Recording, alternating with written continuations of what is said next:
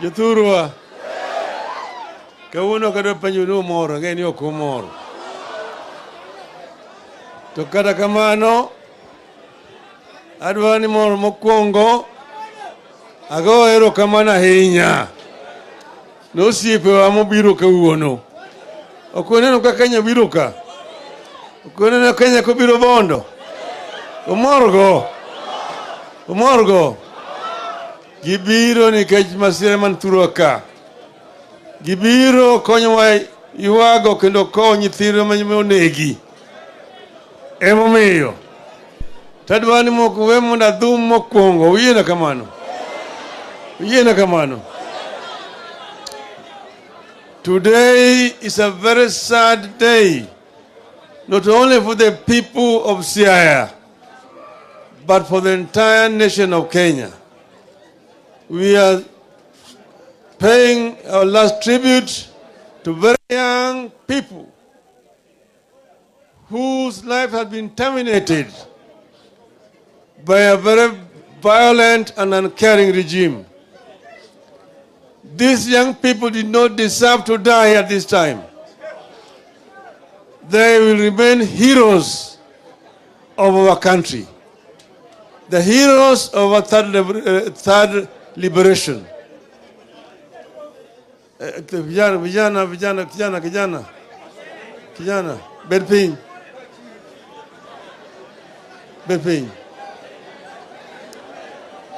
Hai.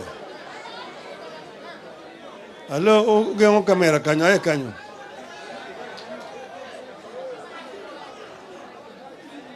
Ai.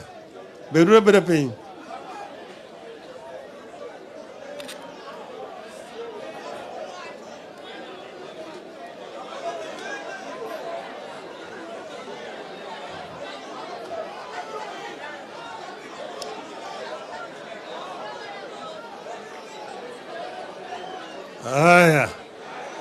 Aya. So these young people have died a very brutal and painful death. They are basically victims of gunshots committed by police officers who were supposed to protect them and their lives and property. We came as a country from colonialism. Under colonialism, we had what was called the police force, a force that was meant to be used by the colonialists to rule the natives. But after independence, we should have transformed our police to a service whose responsibility is to protect life and property of the people. Unfortunately, this is not happening. We fought very hard to get a new constitution. The struggle for a constitution took over nearly 50 years. Lives were lost during that struggle. Unfortunately, what we have witnessed over the last 1 year since this regime took power shows us that very little has been achieved. We have a new constitution on paper, one of the most democratic constitutions in the world. But unfortunately, the practice is very different. And the country can easily slide back to where we came from. You have a constitution that protects the right of the people, but those who have usurped power in our country do not respect that constitution. And that is why an order can be given of shoot to kill by police officers. First, the Constitution gives Kenyans a right to petition, right to picket, right to demonstrate. And you do not need permission from a police officer. You only need to notify the police that you are going to do a demonstration. And give also reasons why you are demonstrating. Kenyans were demonstrating against high cost of living, high cost of prices of food, high cost of transport, and so on. Kenyans also demonstrating and demanding electoral justice.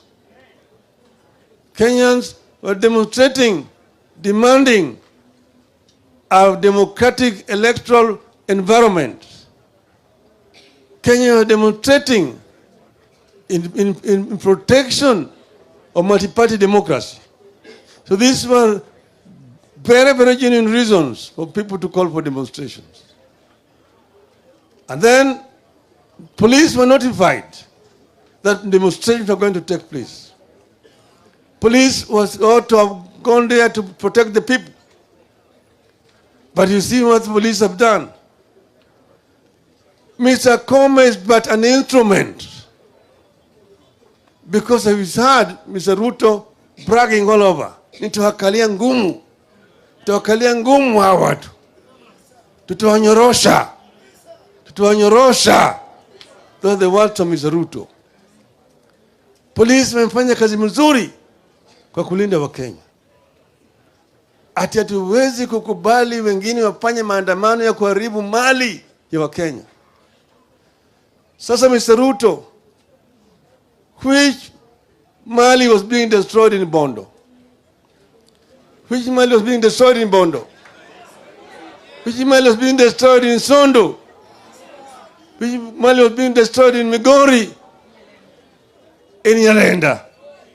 Which mali was being destroyed? You are saying that we are using police to protect the properties of the people of Kenya. This was basically planned wanton killing of our people. And the basis of this has been laid by your deputy called Mr. Gachetha. Gachetha said, and you have not contradicted him, that Kenya is a company, that there are those with more shares, those with fewer shares, and those with no shares. And this share ownership is determined